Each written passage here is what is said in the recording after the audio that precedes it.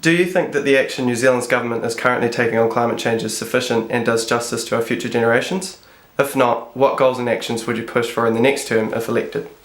Cool. I think the national government's response to climate change is totally inadequate. When we have had John Key as the Prime Minister being a total climate change denier, so I guess we shouldn't be surprised about that. The cornerstone of good climate change policy has to be an effective emissions trading scheme.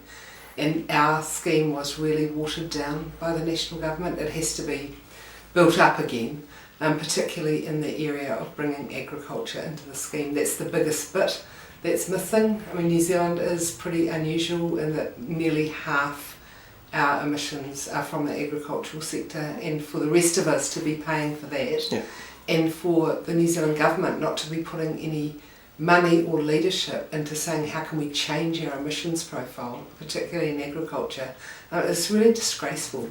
Like, New Zealand talks about being clean and green, and yet we're missing out on this really obvious opportunity.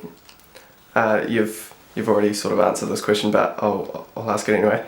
In your opinion, is the ETS in its current form an equitable system that delivers sufficient economic signals to emitters, and what changes would you advocate to make it more effective, if any? Okay, well no it isn't, and the biggest part that's missing, as I mentioned, is the agricultural sector. We should bring them in earlier, so that's Labour's proposal, is to bring the agricultural sector back into the emissions trading scheme, and we want the money that is gained from that to go into research and development in that sector. So it's driving innovation and supporting change. Cool. What are your opinions on the expansion of fossil fuel industries such as coal and lignite mining and oil and gas exploration in New Zealand? Do you personally support the call for a 10-year moratorium on new coal and lignite developments? Well, I oppose lignite developments at all, actually. It's just something that we shouldn't be part of. The best place for lignite is in the ground. I don't think that we've got the environmental standards that we need before we look at any other sort of exploration.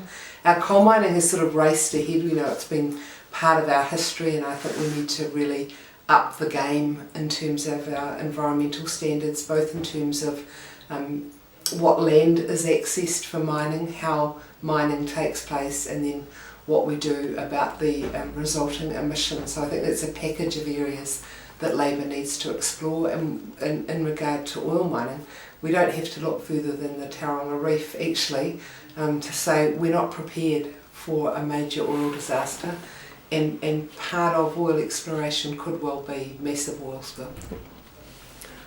What do you see as the main future sources of energy for electricity, transport and heating for New Zealand? Do you support the call for the government to create an action plan to attain 100% renewable energy before 2050?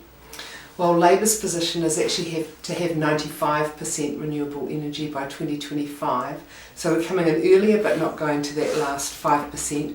And the reason for that is because we want security of supply. So we want to be genuine about saying we might not have totally reliable 24/7 renewable energy, but we want it in earlier. What country is better positioned for renewable energy than New Zealand? So we think we can achieve that by that time. Cool. Do you think the government should be doing more to promote research, development and deployment of low carbon and more sustainable technologies and practices in New Zealand? And if so, what? Well, this is the best way to drive change. It's through government leadership. We know that there's a lot of universities, private businesses, international organisations that know that climate change is literally the biggest threat to our planet, and are keen to be in partnership with other organisations that will do the necessary research, drive the innovation and new technology. We've seen this government just completely walk away from that. So absolutely, that's the space we need to fill. Cool.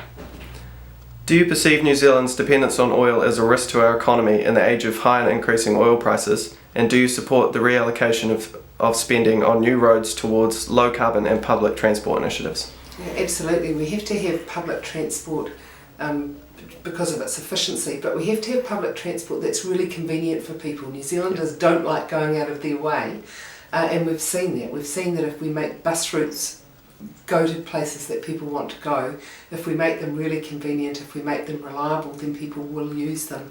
So, for example, in our biggest city in Auckland, we want to get rid of the Holiday Highway, the Puhoi to Wellsford Highway, and finish the Auckland City rail link. And that's a huge development for Auckland. It's needed in that city to get it moving. In Canterbury, we know what's happened because of the damage to our roads and the earthquakes in the areas where buses are no longer operating. We saw a huge reduction in people using buses. We need to get them back on the road. Cool. What actions, if any, would you take in your electorate to enable your community to increase their understanding of climate change and to reduce their emissions and dependence on oil?